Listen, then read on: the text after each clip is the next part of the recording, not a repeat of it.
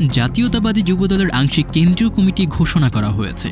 আব্দুল মোনায়েম মুন্নাকে সভাপতি ও নুরুল ইসলাম নয়নকে সাধারণ সম্পাদক করে আংশিক কমিটি গঠন করে তাদের নাম ঘোষণা করা হয়েছে। মঙ্গলবার ৯ জুলাই সিনিয়র যুগ্ম মহাসচিব রুহুল কবির রিজভী স্বাক্ষরিত এক বিজ্ঞপ্তিতে এসব তথ্য জানানো হয়েছে। খোঁজ নিয়ে জানা যায়, যুবদলের নতুন সভাপতি মোনায়েম মুন্নার গ্রামের বাড়ি লক্ষ্মীপুর জেলায় হলেও জন্ম ও বেড়ে ওঠা ঢাকায়। তিনি ঢাকার residential model school and college থেকে এসএসসি এবং আবুজর গিফারি কলেজ থেকে এইচএসসি ও ডিগ্রি পাশ করেন। ১৯৮৫ সালে আবুজর গিফারি কলেজ ছাত্রদলের সেক্রেটারি এবং ৩৫ নং ওয়ার্ড ছাত্রদলের আহ্বায়ক হওয়ার মধ্য দিয়ে রাজনীতিতে যুক্ত হন।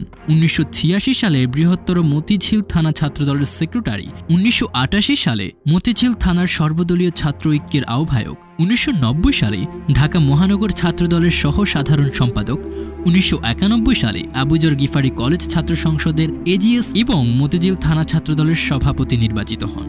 ২০০৩ সালে যুবদলের বুলু আলাল কমিটির সদস্য ও ঢাকা মহানগর দক্ষিণ যুবদলের যুগ্ম সাধারণ সম্পাদক, ২০১০ সালে যুবদলের বন ও পরিবেশ বিষয়ক সহ সম্পাদক, ২০১১ সালে যুবদলের যুগ্ম সাধারণ সম্পাদক এবং ২০২০ সালে যুবদলের নীরব টুকু কমিটির কেন্দ্রীয় সহ সভাপতি হয়ে বরিশাল বিভাগীয় টিম লিডারের দায়িত্ব পালন করেন। সর্বশেষ তাকে যুবদলের বিগত কমিটির সাধারণ সম্পাদক ও বর্তমানে নতুন কমিটির কেন্দ্রীয় সভাপতি হিসেবে দায়িত্ব দেওয়া হয়েছে।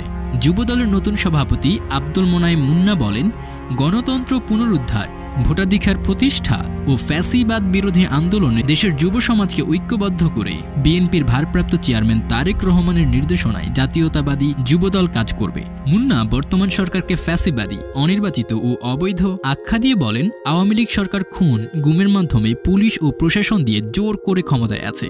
তারা নব্য বাকশালী ও ফ্যাসিবাদী। তীব্র আন্দোলনের মধ্য দিয়ে অবৈধ আওয়ামী লীগ সরকারকে পদচ্যুত করা এবং বিএনপি চেয়ারপারসন বেগম খালেদা জিয়াকে মুক্ত করা ও তারেক রহমানকে নিরাপদে দেশে ফিরিয়ে আনাই হবে আমাদের মূল লক্ষ্য।